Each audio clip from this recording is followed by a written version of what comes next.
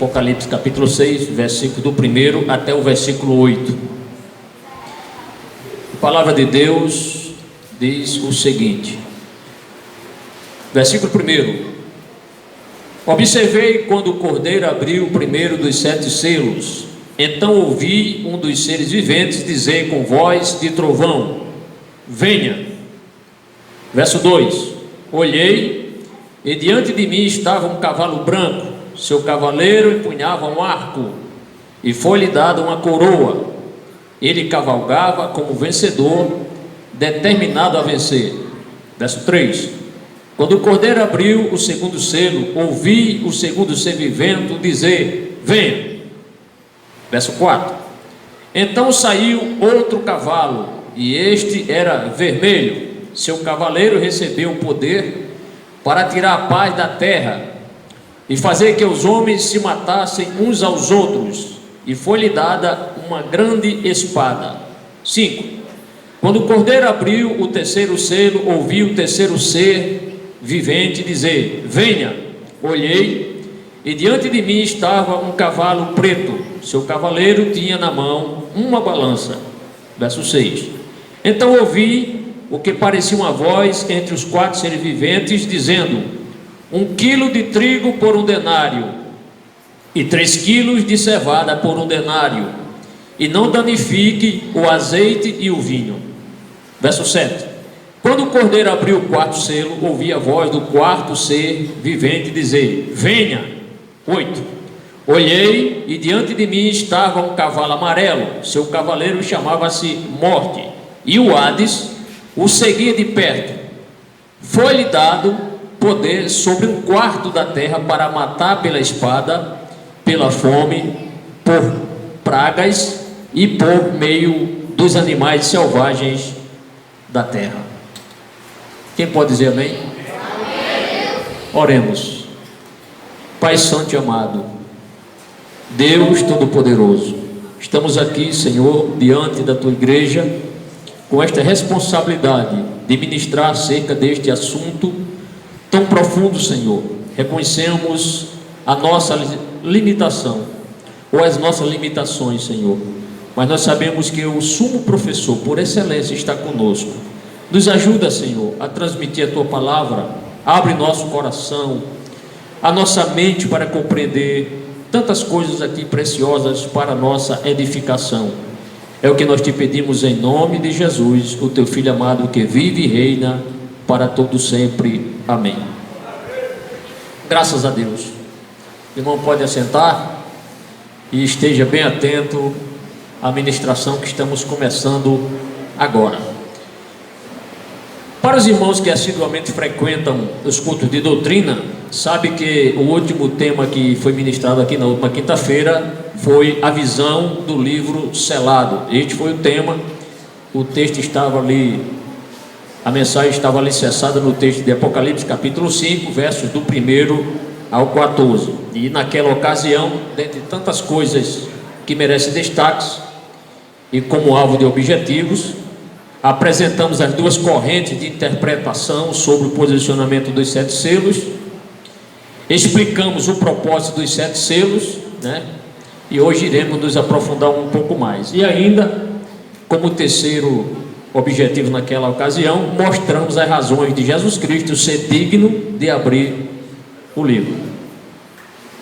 Caso você queira assistir novamente essa mensagem, ou caso tenha perdido, faltado o culto, é só ir em nosso canal, lá em meu canal, Pastor Moisés Câmara, que está ao dispor dos irmãos. Pode assistir, compartilhar quantas vezes quiser. Não fique apenas com essa mensagem, reveja essa mensagem 2, 3, 4 vezes, porque nós estamos aqui para aprender a palavra do Senhor, irmãos.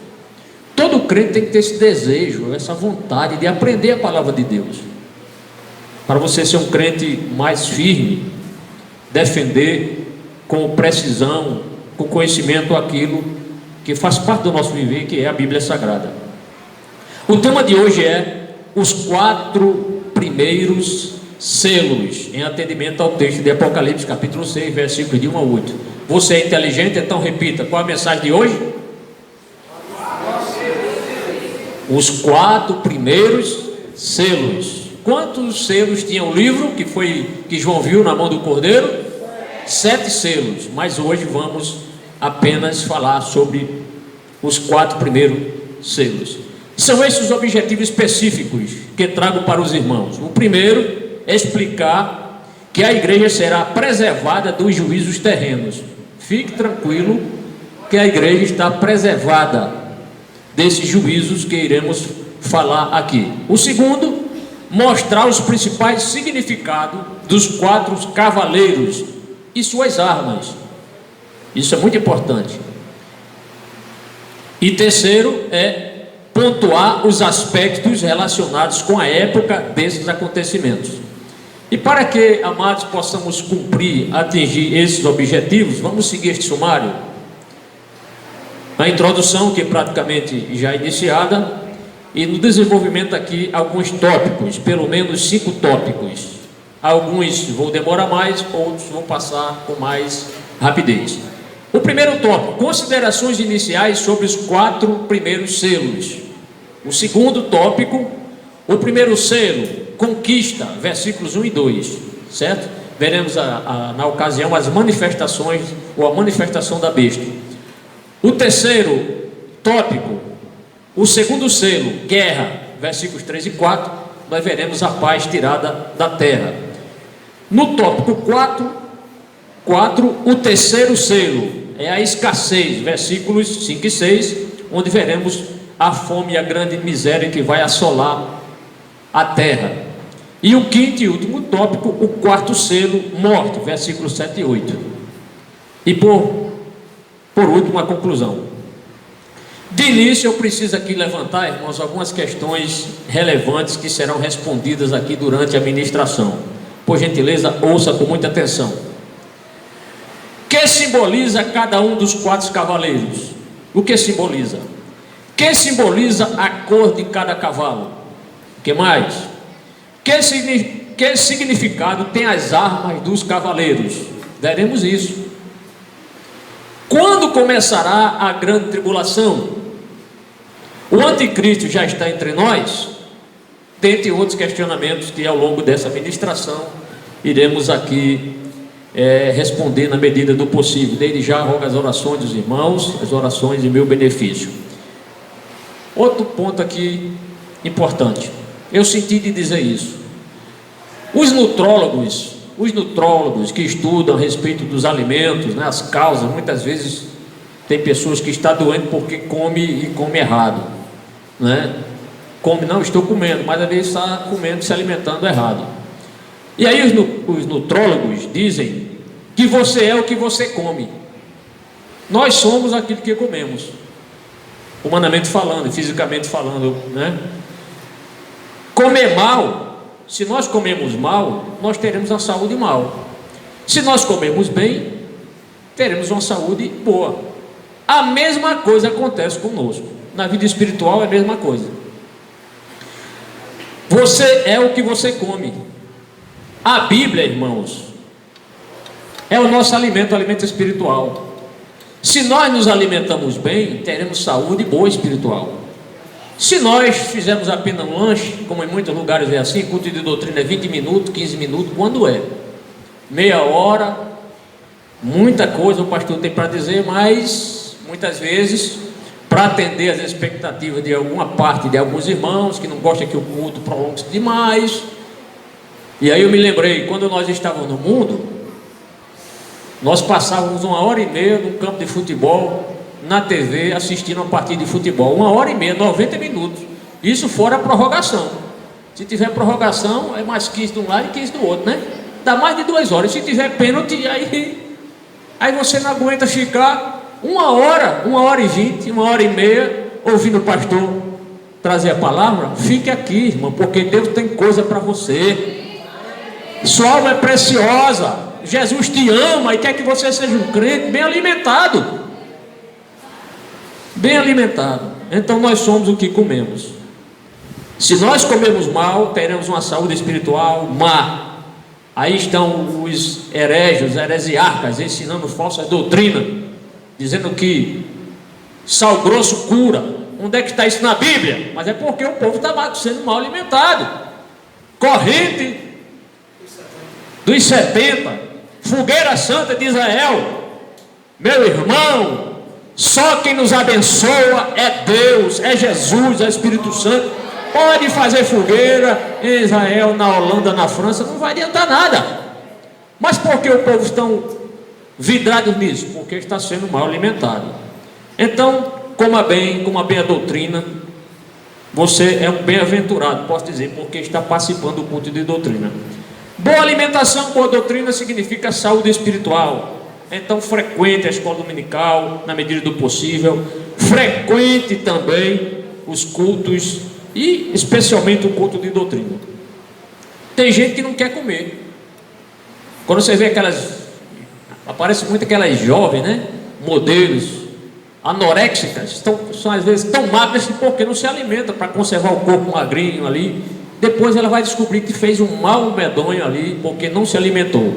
Eu não quero ver aqui nenhum crente anoréxico, eu quero ver crente aqui com fome para ouvir a palavra de Deus. Amém, irmão? Glória a Deus. Como está a sua saúde espiritual? Avalie aí. Glória a Deus.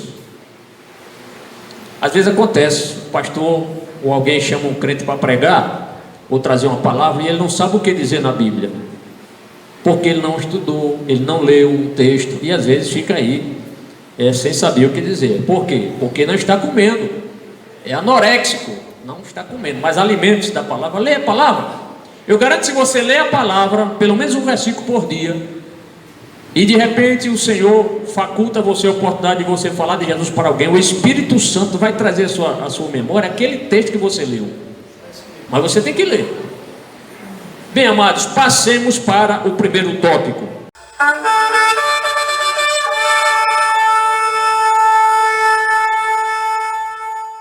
Primeiro tópico, considerações iniciais sobre os 4 primeiros selos. Antes de entrar na abertura dos 4 selos, faz-se necessário esclarecer o seguinte, aqui alguns esclarecimentos. São 7 selos, já vimos isso aqui, né? Mas esses selos, eles não fazem parte apenas do capítulo 6. Os 7 selos, eles estão entre o capítulo 6 e o capítulo 8. Hoje vamos falar apenas dos 4 primeiros selos. Os 7 selos, eles são o quê? Juízos preliminares que Deus vai trazer sobre a terra. Certo, irmão? E esses selos, eles vão preparar, pelo menos para quem está lendo a palavra de Deus, os leitores para as trombetas. Então os 7 selos, o último selo vai trazer as 7 trombetas, a 7ª trombeta vai trazer as taças da ira de Deus. Então uma coisa chama a outra, então fique bastante atento sobre este assunto. Esta abertura dos selos, ela constitui-se o início do aspecto central do livro. Todos os juízos que acontecerão no período da grande tribulação serão antecedidos pela abertura, eu trouxe aqui para ilustrar, do livro, com 7 selos. Amém, irmãos? Só para ilustrar aqui, daqui a pouco vamos usar novamente. Deus trará, na verdade, 3 grandes juízos sobre a terra: os selos, como eu já disse, as trombetas e as taças. Amém? Você pode repetir? Diga: os selos, as trombetas e as taças. Isso aqui farão parte dos grandes juízos de Deus sobre a terra. Prossigamos. Então os 4 primeiros selos, repito mais uma vez, juízos sobre a terra. E os 3 selos finais, juízos cósmicos. Então os 4 cavaleiros que nós vamos já iniciar aqui, já iniciei, mas vamos chegar lá, trarão juízos, são juízes de Deus sobre a terra. Os 4 primeiros selos, os 3 últimos selos, juízos cósmicos. Amém? Muito bem, então precisamos entender que o livro será aberto, não será aberto até que todos os selos sejam rompidos. Isso é muito importante. Prossigamos. Como já falamos, os selos são juízos preliminares sobre a terra. O conteúdo do rolo está relacionado com as trompetas, as taças e os eventos seguintes dos capítulos 17 a 20, só a título de informação. Eu trago aqui uma informação do pastor Antônio Gilberto, de saudosa memória. Em seu livro Daniel e Apocalipse ele escreveu, ele diz o seguinte, ele escreve que, ou diz, né, que os capítulos 6 a 9 cobrem a primeira metade da grande tribulação, 3 anos e meio, certo? Então, do capítulo 6 a 9, segundo o pastor Antônio Gilberto, de saudosa memória, capítulo 6 a 9 cobre a primeira metade da grande tribulação, que é 3 anos e meio. A grande tribulação, na verdade, serão 7 anos, dividido em 2 fases. Primeira fase, tribulação. A segunda fase, grande tribulação. É quando vai começar aí muitos juízos terríveis sobre a terra. É o princípio das dores de que falou o Senhor Jesus em Mateus 24, de 1 a 14. Segundo ele, e a grande maioria dos intérpretes, esses eventos ocorrerão quando a igreja tiver sido arrebatada. Então, irmão, o que eu vou falar aqui não é para você ficar amedrontado, com medo, e aí, será que eu vou escapar disso? Não se preocupe, porque a maioria dos bons intérpretes, eles garantem, estudiosos que se aprofundam nos textos, eles garantem, segundo as escrituras, que a igreja não estará aqui durante os juízos que Deus vai trazer sobre a terra. Vamos mostrar aqui alguns argumentos. Quanto aos cavalos, representam a atividade de Deus na terra, as forças que ele usa para cumprir seus propósitos divinos. Vou explicar isso aqui mais à frente. E aqui eu tenho uma pergunta bem interessante. Ora, se o juízo, se esses cavalos, esses cavaleiros é para trazer juízo sobre a terra, e Deus é a favor do mal? Deus, que é um Deus de tanto amor, como é que Deus vai trazer o mal? E aí eu me lembrei de uma figura bastante interessante na Bíblia, e o nome dele é Nabucodonosor. Todos nós conhecemos a história de Nabucodonosor, mas você sabia que Deus usou ele para punir a tribo de Judá? Deus usou um rei ímpio, Nabucodonosor, para levar a tribo de Judá em cativeiro para onde? Para a Babilônia. Então, em determinado ponto aqui, Deus vai chamar ele até de meu servo. Deus chamar um homem ímpio de meu servo.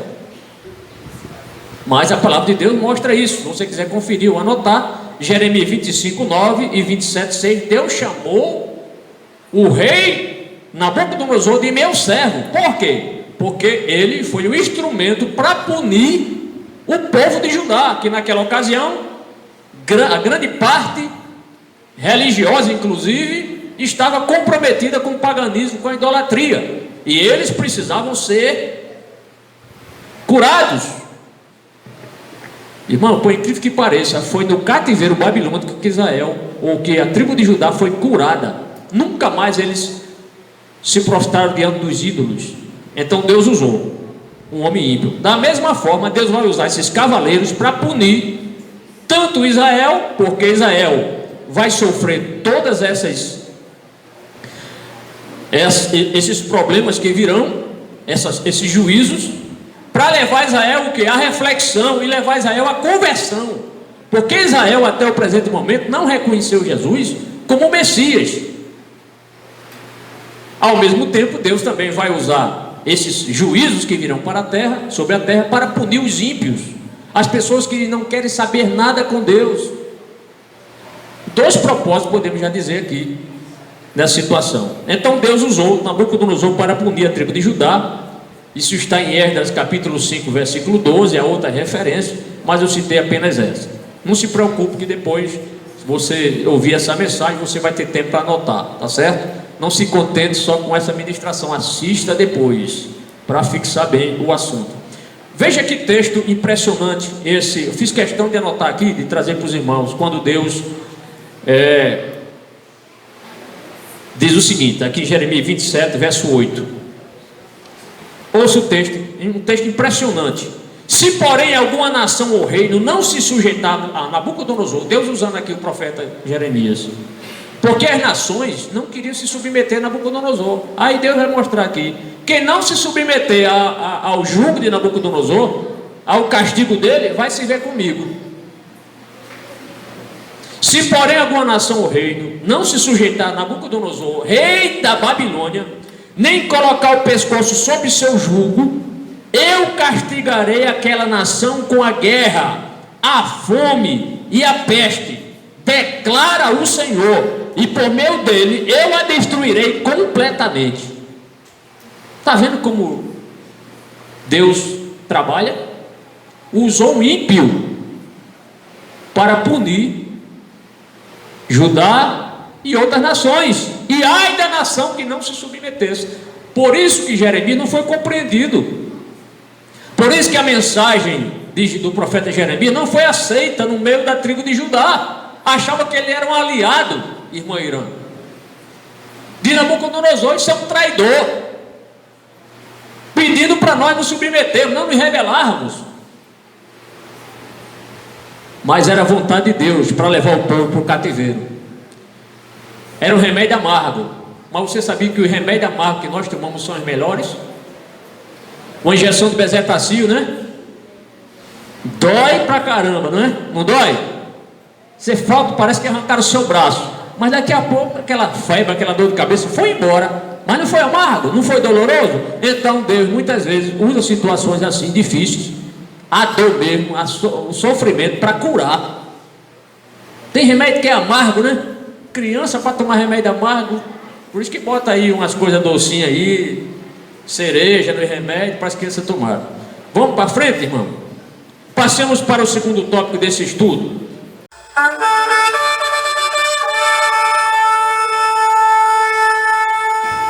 O primeiro selo, conquista, versículos 1 e 2.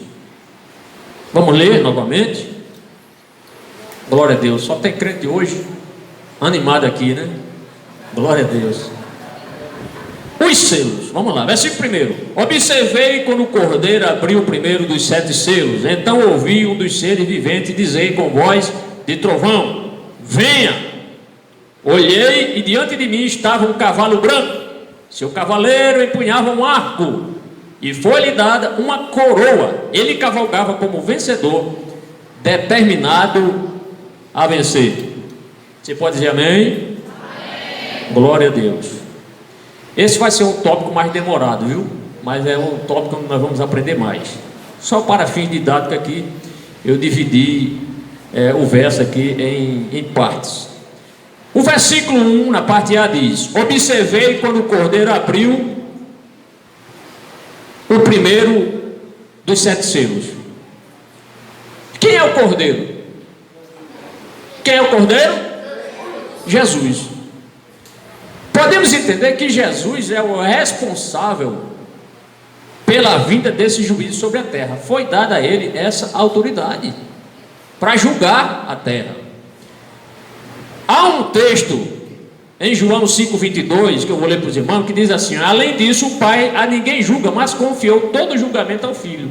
Olha o julgamento de Jesus aqui, olha o juízo de Jesus aqui, olha a autoridade que Deus deu a ele aqui, autoridade para julgar, trazer juízo, foi dada a Jesus. Então houve o rompimento do primeiro selo. Eu quero ilustrar aqui, para ilustrar um livro aqui escrito com 7 selos. Eu vou romper o primeiro selo, amém, irmão? Porque o Cordeiro de Deus rompeu, amém? Para ilustrar, vou romper aqui o primeiro selo, viu?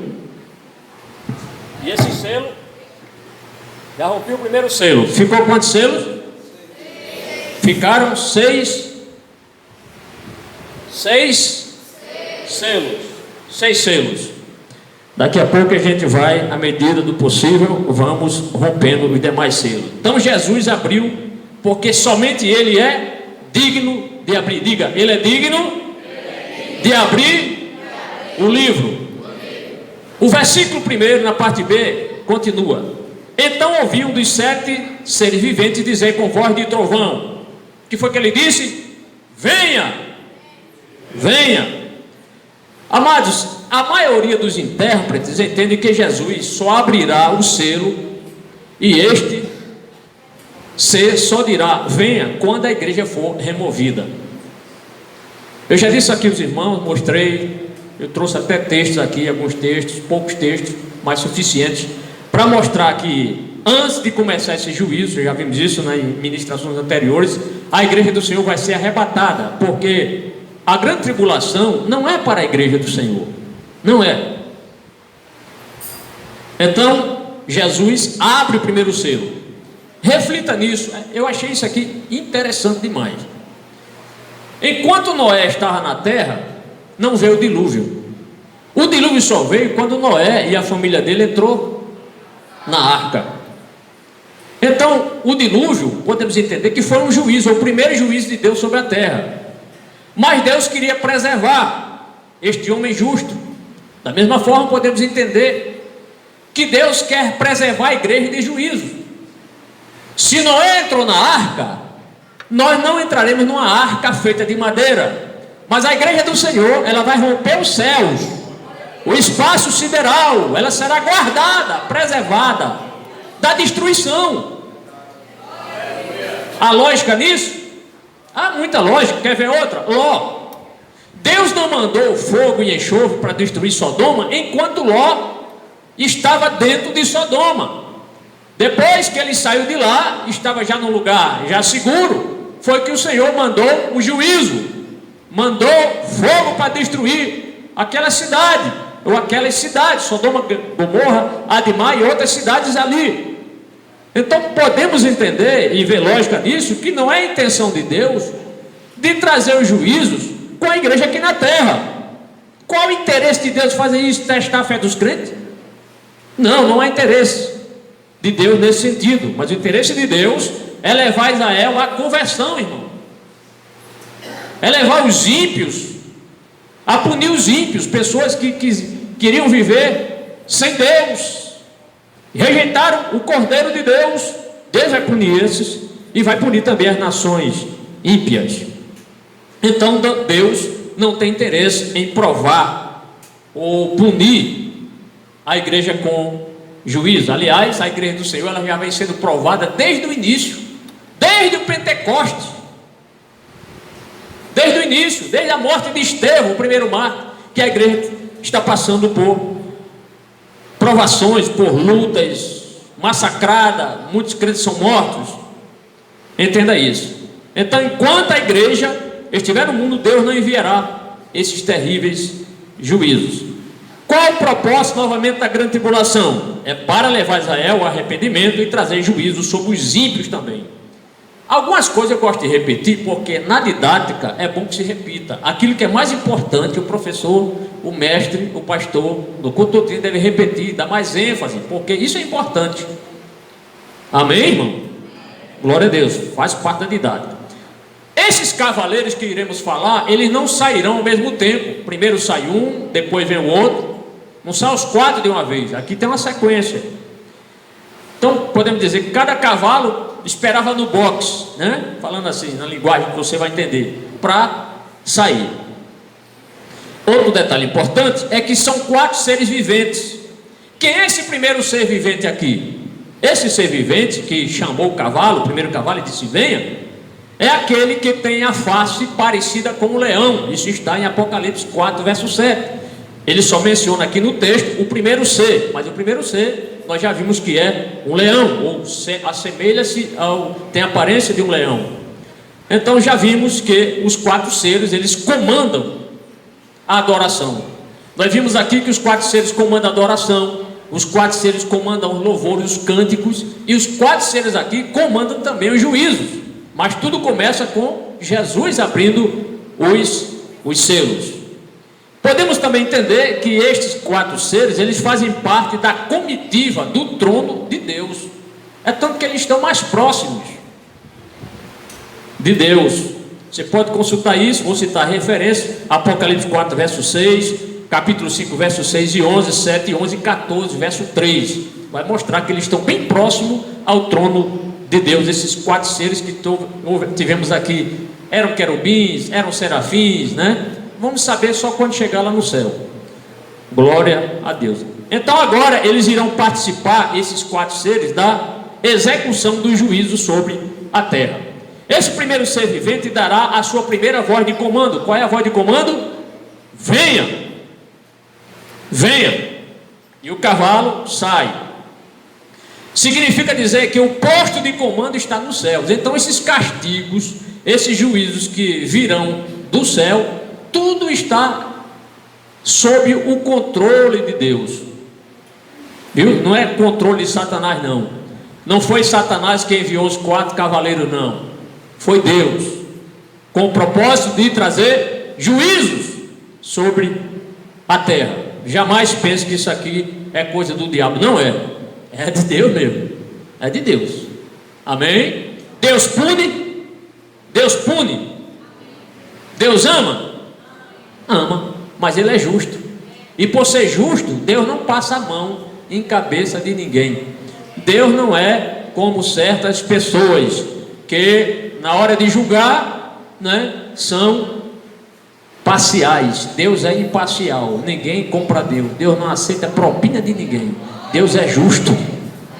Glória a Deus. Mas o versículo 2, na parte A, diz: olhei e diante de mim estava um cavalo branco. A cor branca, todos nós sabemos que simboliza o quê? A cor da paz, né? A cor da pureza.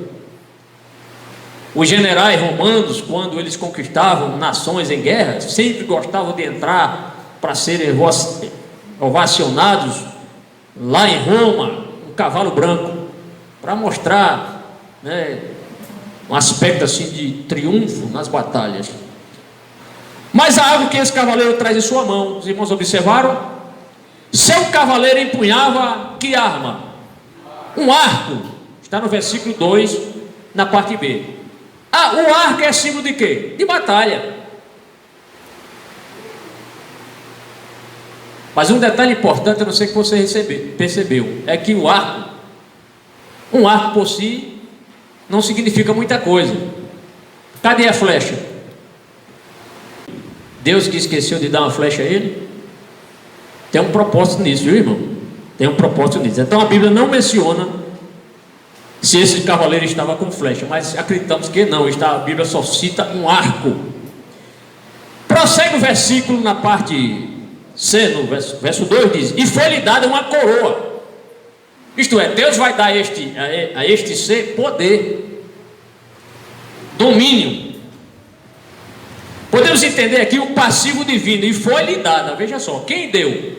Foi Deus que deu a coroa a ele, deu a ele este poder. Foi-lhe dada significa que a atividade desse cavaleiro só ocorre com a autorização de Deus. Então foi Deus. Chamou ele e disse: está aqui, leve isso.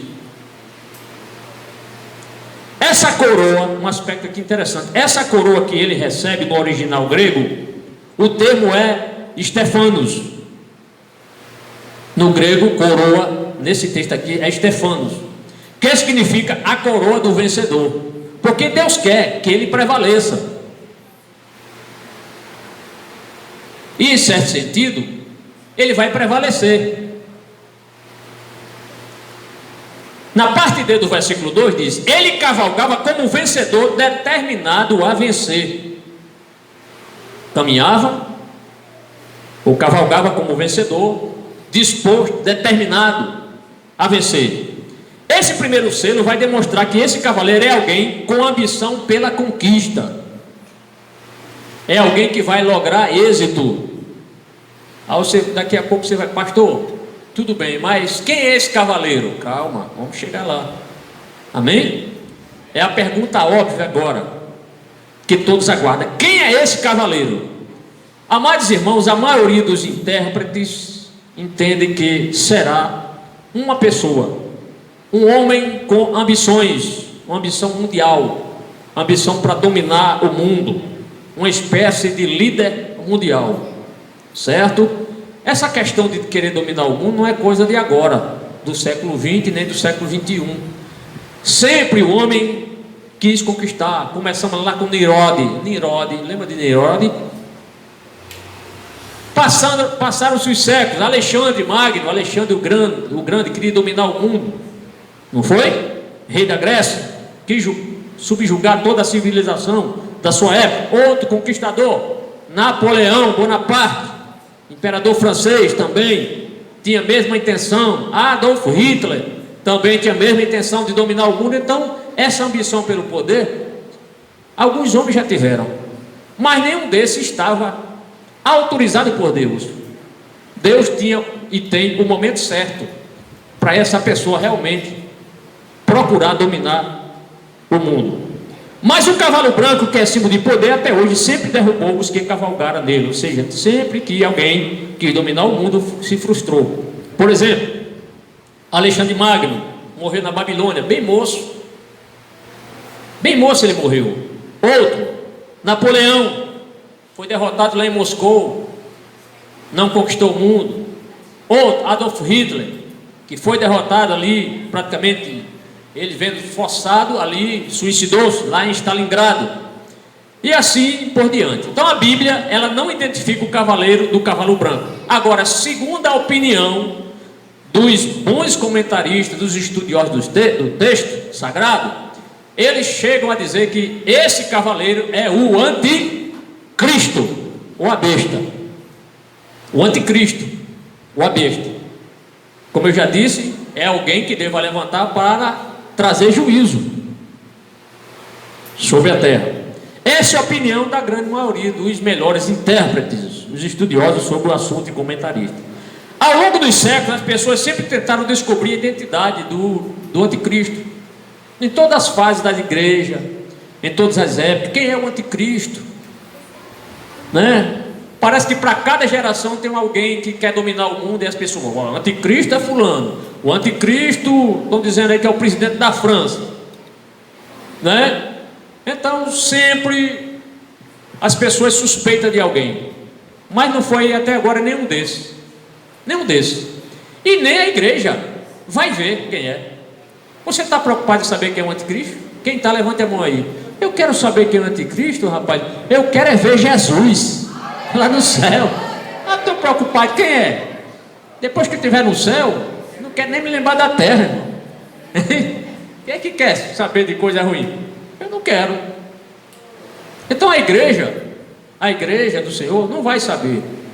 Pode ser que ele já esteja entre nós, eu digo entre nós, na população mundial.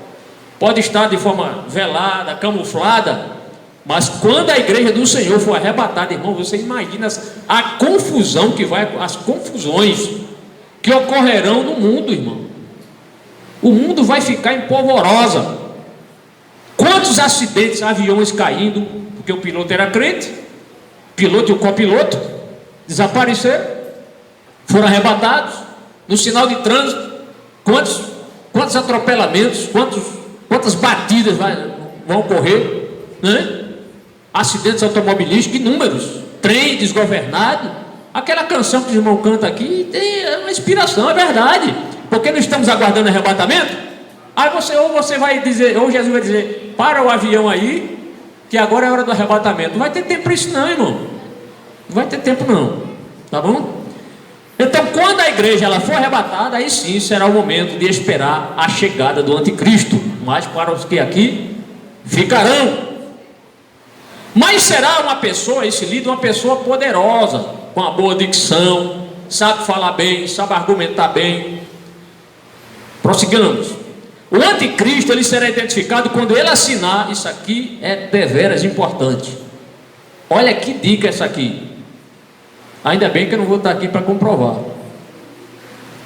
O anticristo será identificado quando ele assinar um tratado de 7 anos para proteger Israel. Quando ele sentar na mesa para assinar acordo de paz por 7 anos, ali já está identificado, ele será revelado o anticristo, porque ele fará, segundo a profecia de Daniel, daqui a pouco vamos ler o texto, um pacto com Israel. Os irmãos sabem que até hoje Israel não tem paz. Mas sabe por quê? Porque quem vai trazer a verdadeira paz para Israel não são os acordos das nações, não são os presidentes nem a ONU. Quem vai trazer a paz realmente para Israel é Jesus Cristo, o príncipe da paz. fazem acordos de paz, mas daqui a pouco são quebrados os acordos. Volta a estaca zero, porque a paz só quem dá é o príncipe da paz. Só Jesus, o resto é falácia, é gasto de papel e tinta. Glória a Deus. Daniel fala da existência de um príncipe que há de vir, que fará uma aliança com Israel e o protegerá de seus inimigos. Esta promessa está em Daniel capítulo 9, versículo 26 e 27. Eu vou ler para você, meu querido irmão. Esteja só assim, só atento, perdão. Empreste seu ouvido. Olhe, a cidade e o lugar serão destruídos pelo povo do governante que virá. É claro que depois o anticristo ele vai se revoltar contra Israel, porque no meio deste acordo, nos 3 anos e meio para frente, Israel vai reconhecer que este homem, além dele ser um governante, ele vai querer ser Deus, vai pedir, exigir adoração para si. Aí Israel, peraí, opa, homem pedindo adoração? Esse camarada aí sabe que ele é um enrolão? Sabe que é um enganador?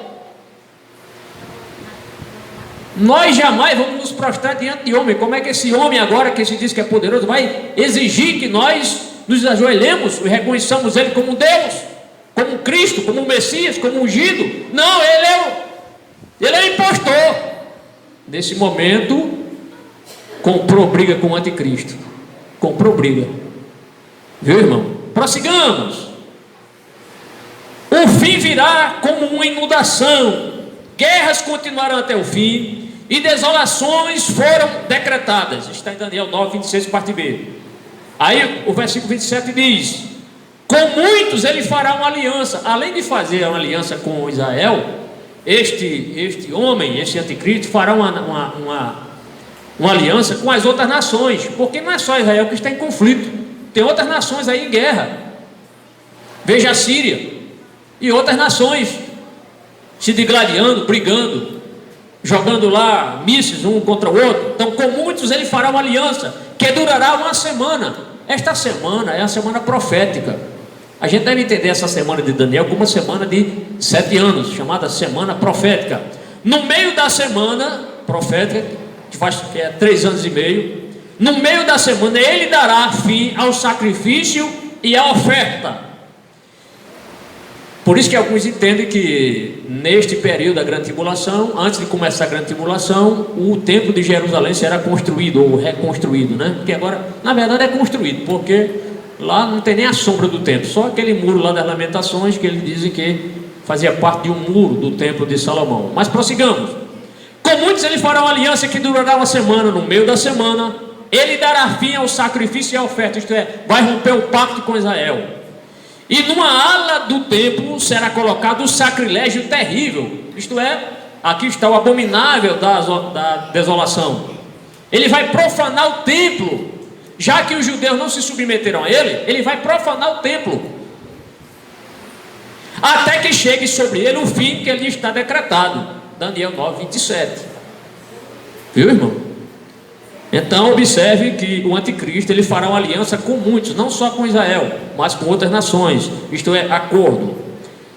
Esse acordo de paz deve abranger possivelmente a ONU, os Estados Unidos, que é a nação mais poderosa, a Rússia e a União Europeia. E a União Europeia, com certeza, não ficarão de fora essas nações aqui e a Organização das Nações Unidas. Esse futuro ditador mundial iniciará a sua carreira como pacificador. Ele não vai chegar com a placa, eu sou o anticristo, eu sou a besta, uma placazinha. Não, ele vai vir como um camarada, uma pessoa de paz. Você olha para ele assim e diz: esse cara aí é da paz. Mas Jesus nos advertiu, né, irmão? Jesus nos advertiu. Vamos prosseguir. Então ele procurará fazer alianças com muitas nações. Ele será alguém capaz de pôr fim às armas nucleares, aos problemas ambientais que o mundo está falando hoje, problema ambiental, e os problemas econômicos, e a pobreza também, e ao terrorismo. Então é alguém que vai procurar pacificar nessas questões. Prossigamos, porque tem muita coisa para dizer aqui, irmão. Esse grande impostor virá como líder pacífico. Por isso que o cavalo vem, o cavaleiro com um arco sem flecha. Estão entendendo agora? Ele vem sem flecha, tem o arco, isto é, ele tem o poder das armas, mas não vai usar. O objetivo dele não é, nesse primeiro cavalo, trazer guerra, não. Ele vai procurar pacificar.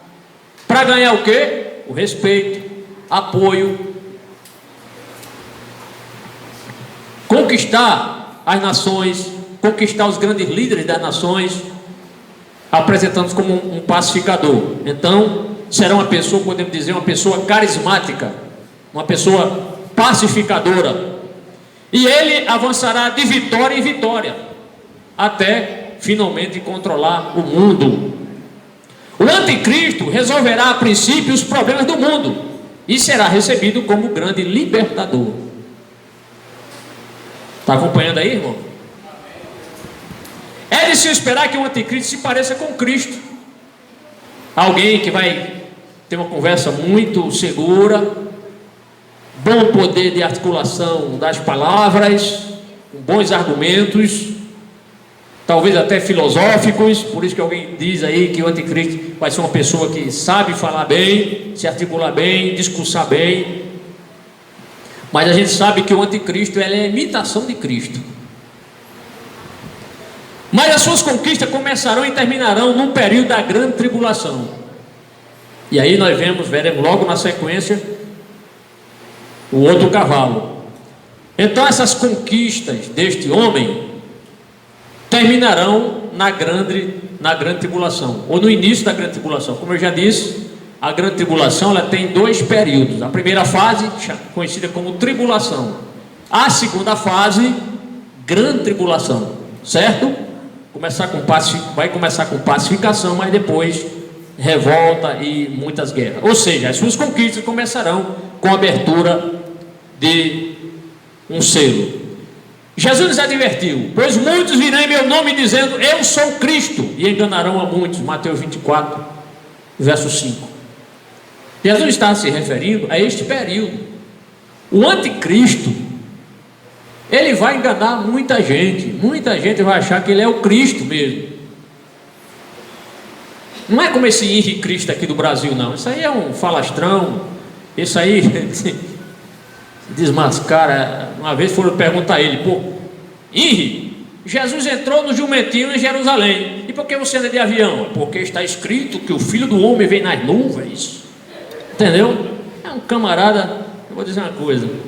Então esse anticristo, ele vai procurar enganar até os judeus, irmão. Até os judeus.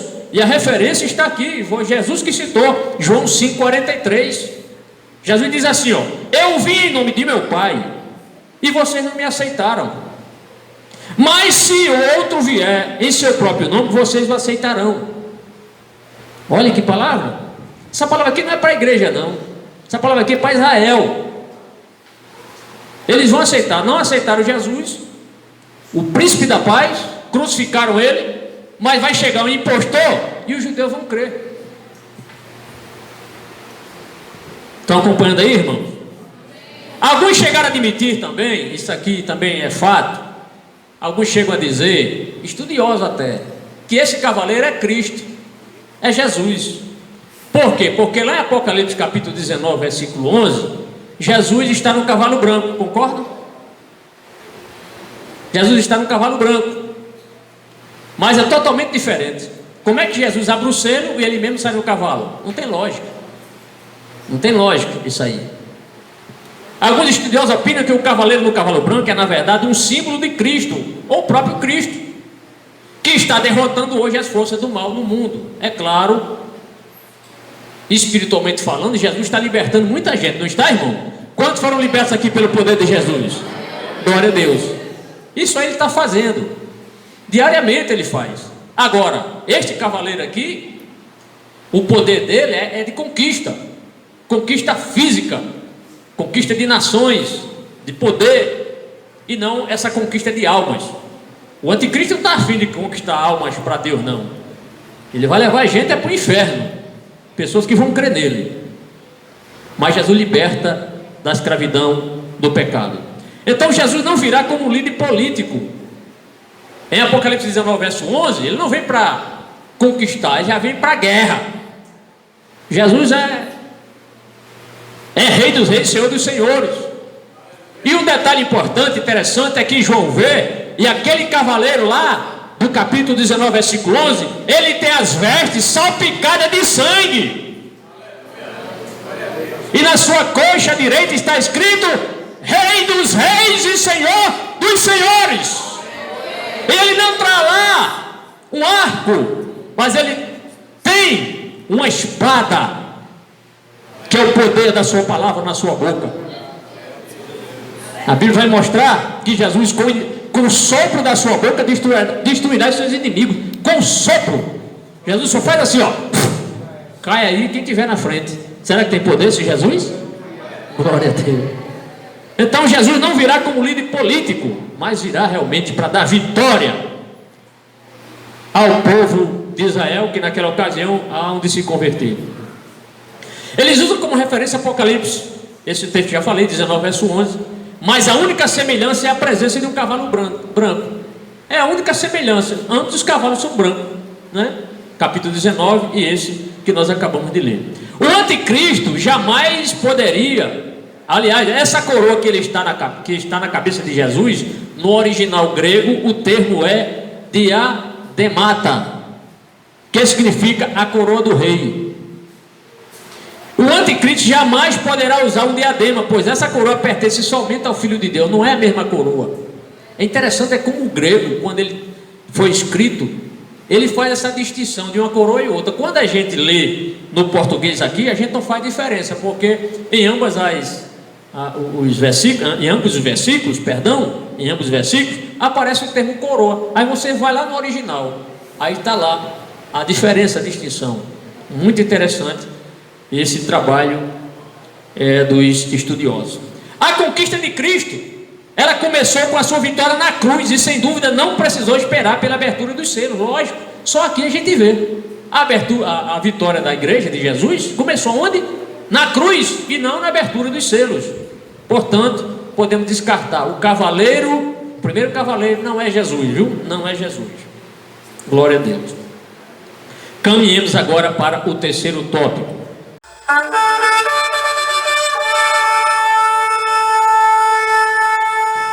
O segundo selo, guerra, versículos 3 e 4, é quando a paz é tirada da terra. Vamos ler versículo 3 e 4. Quando o cordeiro abriu o segundo selo, ouviu o segundo ser vivente dizer: venha! Então saiu outro cavalo, e este era de qual cor, irmão? Vermelho. Seu cavaleiro recebeu poder para tirar a paz da terra e fazer que os homens se matassem uns aos outros, e foi-lhe dada uma grande espada. Olha aí, o negócio agora está pegando, viu? Vamos romper o segundo selo. Quantos selos tem aqui? Tirar mais um. Tem que fazer força aqui para romper o selo. Então, faltam 5 selos. Já rompemos 2, não foi? Vamos lá. Jesus abriu o segundo selo. O texto diz: quando o cordeiro abriu o segundo selo, versículo 3, parte A. Novamente, vemos aqui o poder de juízo, de justiça do Senhor Jesus. A parte B do versículo é clara quando diz: ouvi o segundo ser vivente dizer: venha. Está no versículo 3, na parte B. Este segundo ser vivente, ele se assemelha com o quê? Lembra-se? A um boi, em algumas versões assemelha-se o seu rosto a um bezerro, e em outras versões um touro, né? Ou um touro. Não vamos nos preocupar muito com isso. Então, novamente, quem dá a ordem? O ser vivente. O verso 4 inicia dizendo: então saiu outro cavalo, e este era vermelho. A cor vermelha é a cor do sangue. Simboliza o quê? Guerra, morte, terror. Vingança também, a cor vermelha significa, simboliza vingança. O que é que esse cavalo vermelho está nos mostrando aqui? Que nesse tempo, após esse período de conquistas do anticristo, vai ocorrer uma grande carnificina desenfreada, muitas mortes. Você está com medo? Tenha medo não, querido. Nós vamos estar no céu. Glória a Deus. Glória a Deus.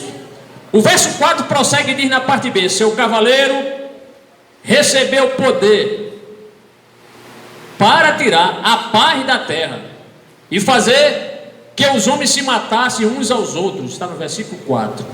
Olha agora, foi dado a ele poder para tirar a paz da terra. O anticristo começou com a paz, mas nós sabemos que o pacto com Israel será quebrado e vai começar um período de guerras carnificinas, mortandades.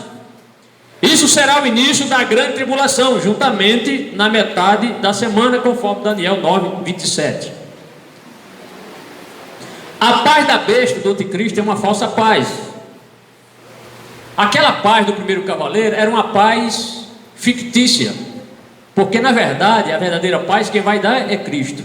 Como ele não consegue trazer essa paz realmente, uma paz como uma paz de Cristo, uma paz divina, ocorrerá o que? Essas guerras. Então a paz será tirada da terra. Com a guerra acabou-se a paz. Ocorrerão muitos conflitos. Há um texto de Paulo, escrevendo na 1 Tessalonicenses capítulo 5, versículo 3, que ele vai mostrar que as pessoas de repente assim, não tem paz na terra, e a coisa vai virar de uma hora para outra. Mas aquele anticristo, aquele camarada, dizia que ia trazer a paz, e de repente, por que guerra? Olha aqui: quando disserem paz e segurança, a destruição virá sobre ele, de repente, como as dores de parto, a mulher grávida, e de modo nenhum escaparão. Olha o texto de Paulo. É porque, irmãos, a gente tem que estudar a Bíblia. A Bíblia não está na ordem cronológica, os assuntos não estão na ordem cronológica. A gente tem que estudar a Bíblia como se estuda nas matérias seculares, pesquisando, estudando, vendo a opinião de um autor, vendo de outro, comparando, lendo, escrevendo, achando as coisas. Deus não deixa as coisas também muito de graça, não. A Bíblia é um livro fácil, ao mesmo tempo um pouco complexo, principalmente quando a gente estuda assuntos escatológicos, muita simbologia. Mas a gente precisa o quê? Estudar, ler. Se você não estudar, você não vai aprender. Se você estudar, você aprende. Esse cavaleiro tirará a paz da terra e fará os homens matarem uns aos outros. Esse cavaleiro. Então, podemos entender que esse cavaleiro, propriamente dito, ele não vai causar nenhuma morte, ele mesmo. Ele está com arco, não está com a flecha. Mas em ser tirado a paz da terra, porque vão descobrir que ele era impostor, ele não é realmente o Cristo que Israel esperava, ocorrerão as guerras. O que vai acontecer? As pessoas irão brigar umas com as outras, irão discutir umas com as outras, matar umas às outras. A opinião dos especialistas é que não será uma guerra entre as nações, mas a luta de homem contra homem, de grupos contra grupos, numa verdadeira anarquia. E aí eu me lembrei do texto de Mateus 24, verso 10, quando Jesus diz, nesse tempo, muitos hão de se escandalizar, e trair-se-ão uns aos outros, e mutuamente se odiarão. Nesse tempo de quê? Da grande tribulação. Gente vai trair um ao outro, pai contra filho, filho contra pai. Isso não é no período da igreja, não. Já ocorre em algumas, mas são situações ocasionais. Mas isso vai ser intensificado no período da grande tribulação. Ora, se as pessoas já matam um ao outro assim, por coisas simples, imagine nesse período. Vai ser terrível. Então será um momento de explosão de ódio, ressentimento, crime, devassidão, anarquia, tudo isso. Mas a verdadeira paz que vai trazer ao mundo é Jesus. A paz que Jesus deu é essa aqui, ó: deixo-lhes a paz. A minha paz lhe dou, não vos a dou como o mundo a dá. Não se perturbe o seu coração, nem tenha medo, porque Jesus é realmente o autêntico príncipe da paz. Quem vai trazer verdadeira paz para este mundo, para este planeta Terra, será Jesus Cristo. No seu reino milenial, aí haverá paz. 1000 anos de paz. Glória a Deus. Todos os acordos de paz até hoje falharam, principalmente contra Israel. Por exemplo, aqui, eu citei algum aqui: Camp David, em 1978. Conferência de Madrid, 1991, falhou. Acordo de Oslo, 1993. Camp David novamente, em 2000. Então todos fracassaram. Todos esses acordos de paz fracassaram. Por quê? Porque só Jesus é que vai trazer a verdadeira paz. Podemos entender também que este período, essa situação, estes cavaleiros, podemos dizer, a manifestação da graça de Deus. Porque através desses juízos, o objetivo de Deus, principalmente com Israel, é abrir os olhos de Israel, ou Israel despertar para receber seu Messias. Então podemos entender como um ato da graça de Deus. Não foi um ato da graça de Deus ter mandado Nabucodonosor entrar em Jerusalém? Ah, pastor, mas muita gente morreu. Sim, muita gente morreu, mas não era para morrer. Se eles tivessem acreditado, crido na mensagem de Jeremias, não ia morrer ninguém. Mas foram comprar briga com a maior potência da época. Quem era a maior potência da época? Era Babilônia. Aí muita gente morreu, o templo foi incendiado, mas ali era um ato da graça de Deus. Qual era o objetivo? Eles irem para a Babilônia, aprender lá que não vale a pena adorar a outros deuses a não ser o Senhor, serem curados, voltarem para Jerusalém, e todo mundo lá agora crente firme no Senhor, como de fato aconteceu. Então foi um ato da graça de Deus, mesmo sendo uma coisa punitiva. Muitas vezes Deus permite que a gente passe por situações difíceis na vida, para a gente entender que há um Deus no controle. Muitas vezes você entende uma prova como um mal, mas muitas vezes aquilo é para curar você, meu irmão. É para tratar a gente, para a gente ser mais crente, confiar mais no Senhor, não é verdade? Prova não é para isso, não é para nos testar? Há uma pergunta óbvia aqui, que todos aguardam: quem é esse cavaleiro? O primeiro cavaleiro quem é? O anticristo, ou a besta. E o segundo cavaleiro? Alguns especialistas associam esse cavaleiro em um cavalo vermelho com o comunismo, porque é vermelho e tal. É uma opinião, certo? É uma opinião. O profeta Ezequiel prediz a ascensão de um ditador do extremo norte. Olhe como as coisas começam a se encaixar. Jeremias prediz a ascensão de um ditador do extremo norte, possivelmente a Rússia, que sairá para atacar Israel nos últimos dias, conforme Ezequiel 38, versículos 21 a 23. Tá certo? Mas não significa que é realmente a Rússia, o anticristo. Mas também pode ser o quê? O próprio anticristo e a própria guerra. Eu prefiro, não é obrigado você concordar comigo, eu prefiro acreditar que esse cavaleiro simboliza a guerra mesmo. A guerra. A paz foi uma paz forjada, foi uma paz fictícia. As nações vão se rebelar, algumas uma contra as outras. Israel vai quebrar o seu pacto, que de acordo com o anticristo, e aí o mundo vai ficar em polvorosa, vai ocorrer muitas guerras. Então entenda esse cavalo vermelho como a própria guerra, as guerras que virão. Quando os líderes mundiais o rejeitarem, eles rejeitam a única solução para os problemas que eles têm. Quem inicialmente procurou trazer a paz, quem vai trazer a paz, que é esse cavalo branco, é o anticristo. Mas as nações descobrirão que ele é o impostor. Alguns vão dizer: não, ele é o verdadeiro, outros não. Então isso vai armar um conflito, trazer um conflito. Então o mundo mergulhará em guerras e rumores de guerra, conforme Mateus 24, verso 6. Quando a gente lê essa mensagem do Senhor Jesus, esse sermão escatológico dele de Mateus 24, a gente espera por dia de agora. Mas muitos textos ali estão fazendo referência ao período da grande tribulação. Nação contra nação, reino contra reino, tudo isso. Aí você diz: pastor, mas sempre houve guerra no mundo. Sim, sempre ocorreram guerras. Só que na grande tribulação as guerras se intensificarão. As guerras se intensificarão, aumentarão a sua intensidade. E a parte final do verso 4 conclui: e foi-lhe dada uma grande espada. Versículo 4, parte C. Novamente, vemos que foi dado, isto é, o poder de Deus deu a este cavaleiro o que? Uma grande espada. No grego é machaira megalê, isto é, recebeu o direito de matar. Então, quando Deus deu essa espada, deu o que? O direito de matar. Então, muita gente vai morrer na terra por causa das guerras.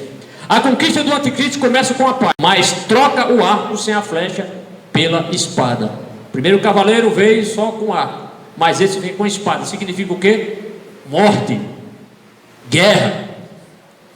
E aí vem a pergunta: o que significa esse cavaleiro portar uma espada?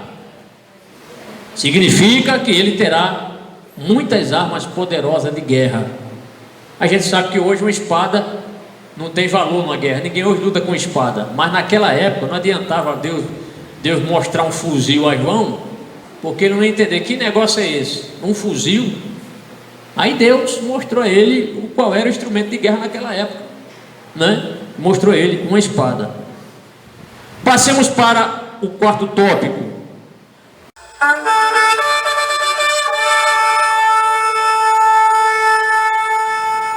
O terceiro selo: escassez, fome e grande miséria. Eita, agora o negócio vai pegar, viu? Para quem ficar aqui, se a carestia já está grande, imagine nessa época. Vamos ler? Versículos 5 e 6. Quando o cordeiro abriu o terceiro selo, ouvi o terceiro ser vivente dizer: venha. Olhei, e diante de mim estava um cavalo com a cor preto. Seu cavaleiro tinha na mão uma balança. Então ouvi o que parecia uma voz entre os quatro seres viventes dizendo: 1 quilo de trigo por 1 denário, e 3 quilos de cevada por 1 denário, e não danifique o azeite e o vinho. Então, de cara aqui já quer dizer para os irmãos, já adiantando, simboliza o quê? Período de fome, de escassez. O terceiro cavaleiro é a fome, irmão, no mundo. É a fome, mas pastor, mas no mundo tem fome. Nem se compara com a fome que vai acontecer, irmão. A fome que vai surgir durante a grande tribulação. Então, o cordeiro rompe o terceiro selo. Vamos romper aqui. Terceiro selo. Falta quantos, irmão? 4 selos, né? 3 selos aqui já. Para hoje só falta mais um selo, né? Então, novamente, Jesus abre o terceiro selo. O verso diz: quando o cordeiro abriu o terceiro selo. Tudo começa com Jesus, irmão. Comando de Jesus. Veja como Jesus tem autoridade. Só ele tem essa autoridade dada por Deus de abrir o livro e desatar seus selos. Está no versículo 5. Como das outras vezes, toda a autoridade e juízo foi dada ao Senhor Jesus. A parte B do versículo declara: ouvi o terceiro ser vivente dizer. Foi o que ele disse: venha. Versículo 5, parte B. Este terceiro ser vivente tem o rosto semelhante ao rosto de um homem. Quem disse um homem aí? Verdade, irmão. Rosto de um homem, né? Rosto de um homem, semelhante. Então, novamente vemos aqui o ser dando esta ordem, essa voz de comando para que o terceiro juízo venha sobre a terra. O verso 5 prossegue e diz: olhei e diante de mim estava um cavalo. Qual é a cor? Preto. Cavalo preto. Irmão, sempre depois das guerras, o que é que acontece? O que é que ocorre? Fome, pestes, doença no povo. Sempre depois das guerras acontece isso. Falta de alimento no supermercado, muitas coisas devastadas, plantações devastadas. É o que vai ocorrer agora no terceiro cavalo. Fome e a miséria. A guerra afetará as colheitas e a produção de alimentos. Isso em decorrência do quê? Do primeiro cavaleiro, do segundo cavaleiro que trouxe a guerra.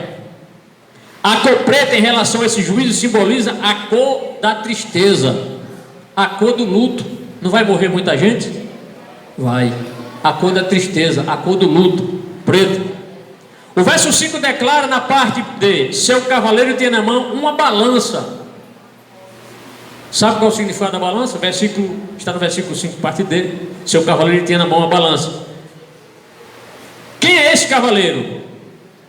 Esse cavaleiro é a fome. O primeiro cavaleiro, quem é? O anticristo.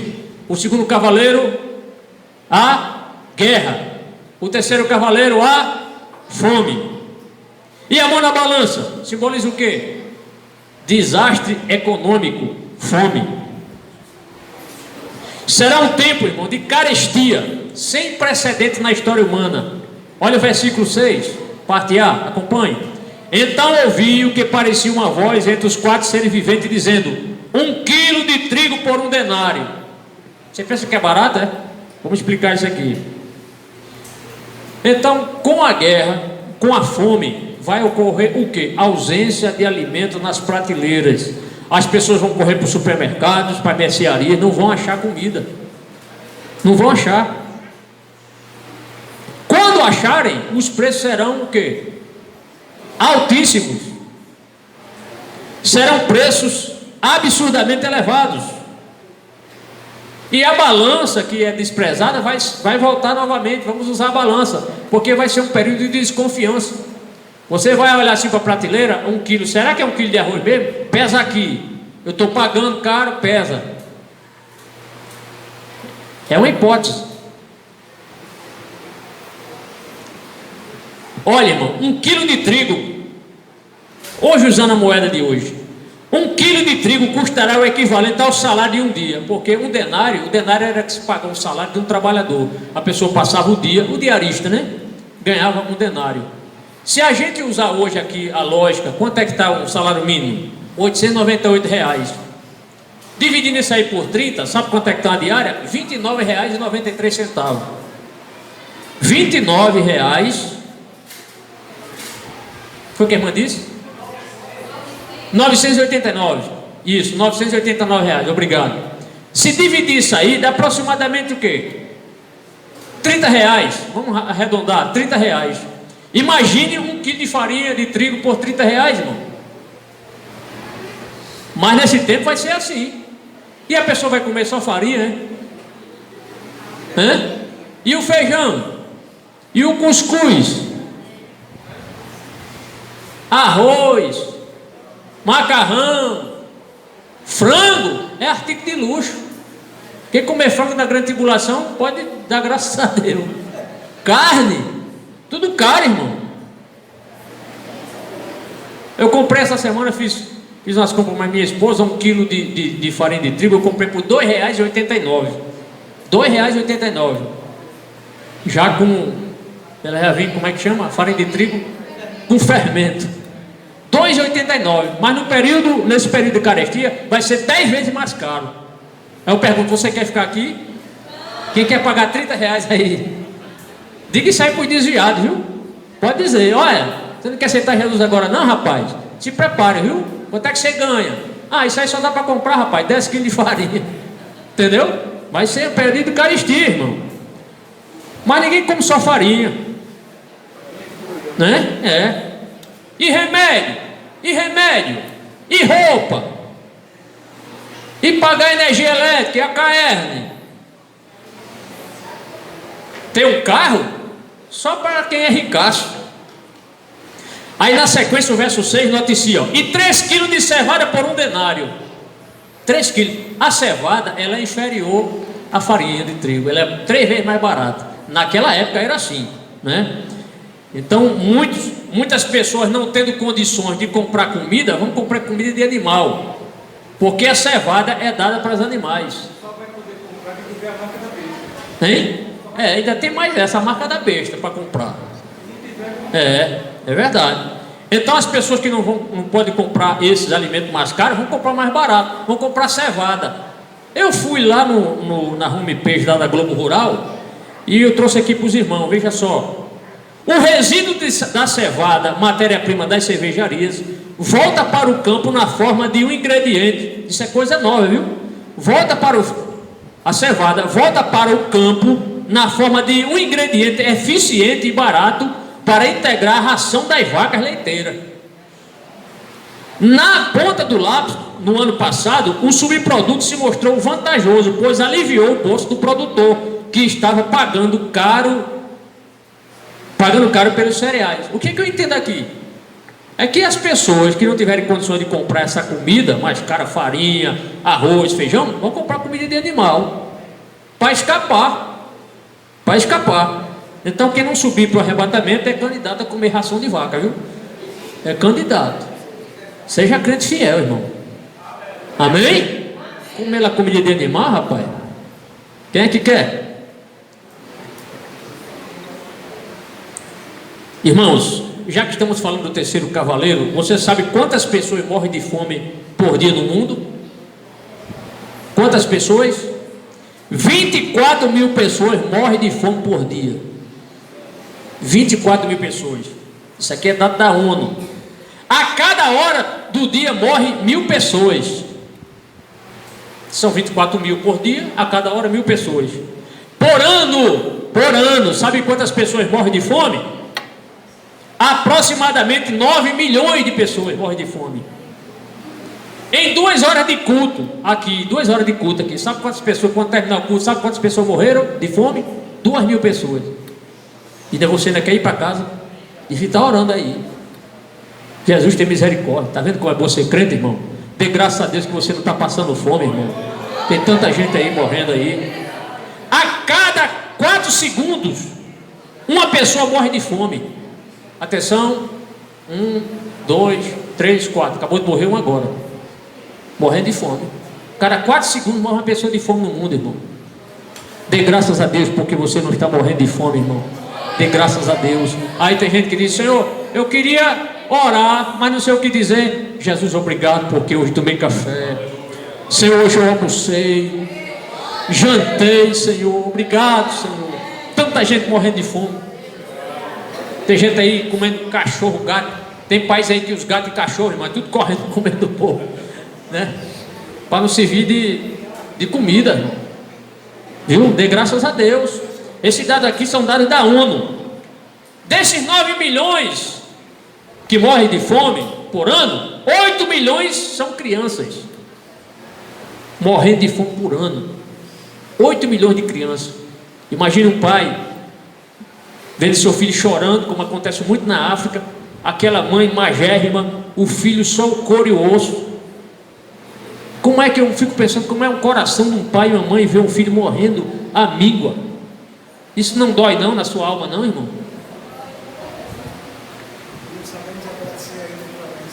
Hein? É, irmão, é verdade, irmão Raimundo. A gente não sabe agradecer a Deus.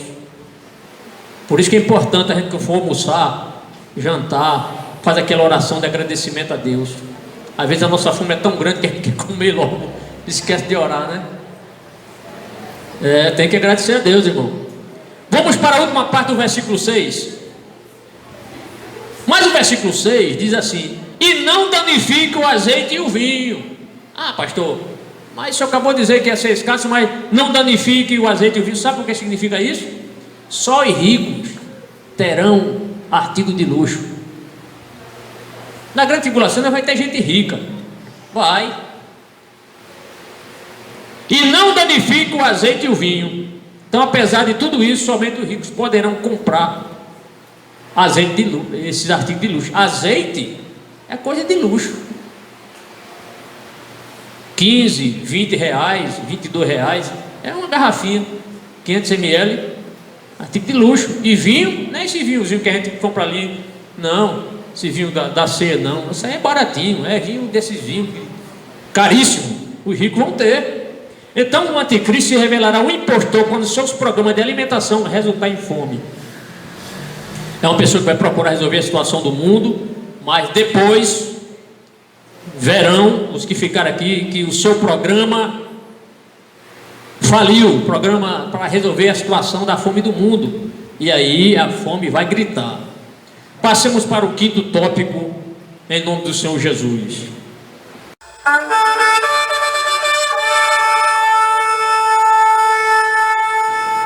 O quarto selo, morte, versículos 7 e 8. Vamos ler? Versículos 7 e 8. Acompanhe, por gentileza. Quando o cordeiro abriu o quarto selo, ouvi a voz do quarto ser vivente dizer: venha! Olhei, e diante de mim estava um cavalo. Qual a cor dele? Amarelo. Seu cavaleiro chamava-se Morte, e o Hades o segui de perto. Foi-lhe dado poder sobre um quarto da terra, para matar pela espada, pela fome, por pragas e por meio dos animais selvagens da terra. Vamos explicar isso aqui, irmão. Vamos explicar isso aqui. Então, rompe-se o quarto selo. Ok? 3 selos restam. Quarto selo. Jesus abre o quarto selo. Quando o cordeiro abriu o quarto selo, está no versículo 7. Novamente Jesus aqui dando a ação inicial, como comandante supremo, está no versículo 7. E agora é a vez do quarto ser vivente, que se parecia com uma águia em voo. O verso diz: ouvi a voz do quarto ser vivente dizer: venha. Então esse quarto ser vivente tinha uma aparência como uma águia em voo. E João descreve o aspecto desse cavaleiro que surge. O que ele diz? Olhei, e diante de mim estava um cavalo amarelo. Está no versículo 8, parte A. Cavalo amarelo. É uma cor assim estranha, né? Cavalo amarelo, uma cor estranha. Mas no original, o grego diz assim, ó. No grego essa palavra é chloros, que significa um verde pálido, como clorofila. No original é isso aqui. E a cor, essa cor pálida, ela é a cor da morte. Você já viu um cadáver? Uma pessoa quando morre, é aquela palidez, né? Pessoa verde ali, aquela, porque o sangue já foi, e a pessoa fica com aspecto ali de pessoa pálida, ou esverdeada, amarelada ali. É a cor da morte. Então esse cavalo vai trazer aí, esse cavaleiro, morte. Se no segundo cavalo, que foi a guerra, já ocorreram mortes, aí ainda tem as mortes advindas da fome, agora ainda tem esse cavaleiro para trazer mais mortandade ainda, quando vai morrer um quarto da população da terra, dos que sobreviveram. Não é muita gente não, viu, irmão? Porque a gente sabe que a fome, ela vai matar muita gente. As guerras matarão muita gente. Então o cavaleiro e a criatura que segue serão personificados pela morte e pelo Hades, isto é, pelo inferno. Esse cavaleiro não sairá à procura dos desviados, e sim da grande massa de pessoas. Ele não vai atrás de desviados. Esse cavaleiro, quem é crente aqui, vou matar, não. Ele vai levar os que já são dele para o inferno. Pessoas que estão destinadas a uma vida eterna no inferno. E o texto diz: foi-lhe dado poder sobre um quarto da terra. Deus vai dar esse poder para ele matar um quarto da terra. Através do quê? Disso aqui que nós vamos falar: pragas, enfermidades, pessoas mortas por doenças transmitidas pelos animais. Então, um quarto da população será morta. Isto os que escaparam da fome e da guerra. Considerando hoje, olha, qual é a população de hoje? 7,7 bilhões de pessoas. Se isso acontecesse hoje, mas não vai acontecer porque a igreja está aqui, mas fazendo aqui só um cálculo matemático, se fosse hoje um quarto da terra, seria morta, sabe quantas pessoas? 2,2 bilhões de pessoas. Isso é a população da África e a população da Europa. Então vai ser uma mortandade grande. Quem quer continuar sendo crente aqui? Os irmãos param assim, será que eu estou nesse meio? Tá, não, irmão, você vai estar com Jesus. Seja fiel até a morte. Glória a Deus. O versículo 8, a partir dele diz: para matar pela espada, pela fome, por pragas e por meio dos animais selvagens da terra. Está no versículo 8, parte dele. Eu, olhando assim, acredito que isso vai ser o mais terrível dos cavaleiros, porque ele vai ter a morte pela espada, através da guerra, mas ainda vai ter guerra ainda. Pela fome, por pragas e por meio dos animais selvagens. Pela espada significa guerra e derramamento de sangue contínuos. Fome significa morte provocada por falta de comida. Pragas significa o quê? Doenças, epidemias. E animais selvagens significa os animais da terra, vão trazer doenças. Por exemplo, aqui, ó, algumas doenças transmitidas pelos animais: toxoplasmose, raiva, leptospirose, dermatomicose, esporotricose e outras coisas. E aí você diz: pastor, mas é só tomar remédio. E quem disse que vai ter remédio suficiente? E se tiver, não vai ser baratinho não, vai ser caro. Só os ricos vão comprar para os filhos dele. Entendeu? Por isso que muita gente vai morrer. As doenças aumentarão numa progressão além do imaginável. Só para que os irmãos tenham uma ideia sobre o males que as doenças trouxeram em épocas passadas, escute só. Só para os irmãos terem uma noção do que as doenças já trouxeram para o mundo. A peste bubônica matou 250 milhões de pessoas na Idade Média, lá na Europa. 250 milhões de pessoas pela peste bubônica. A gripe espanhola, de 50 a 100 milhões de pessoas foram mortas entre 1918 e 1919. A AIDS, 25 milhões desde 1981. A varíola matou 11 milhões. Malária, 2,7 milhões de mortes por ano, em torno de 2.800 crianças por dia. O ebola, 160 mil pessoas desde o ano 2000. Cólera, 12 mil mortes desde 91. Poliomielite, 10 mil mortes desde 1916. Então isso aqui é só uma partícula, assim, um demonstrativo do que as doenças já causaram essas mortes. Agora imagine isso intensificado muito mais e com a falta de remédio.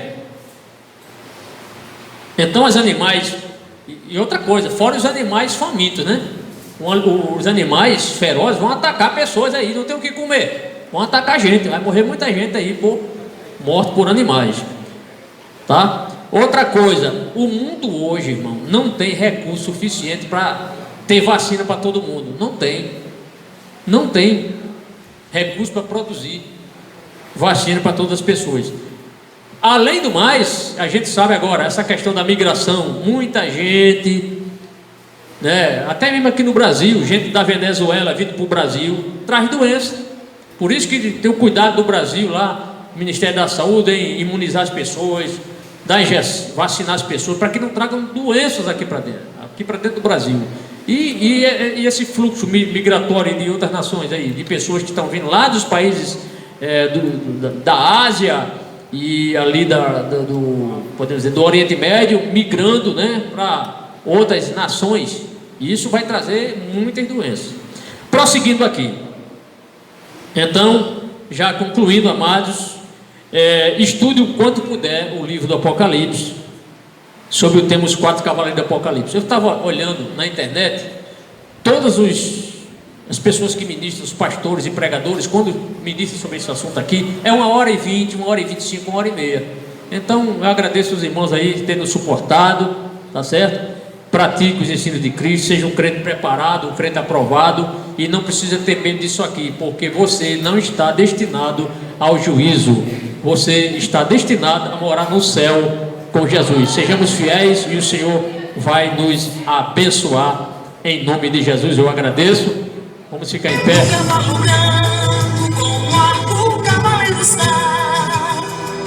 No cavalo vermelho a guerra aumentará. No cavalo preto a fome se alastará. No cavalo amarelo a morte os destruirá. Vem, um clamor e sangue.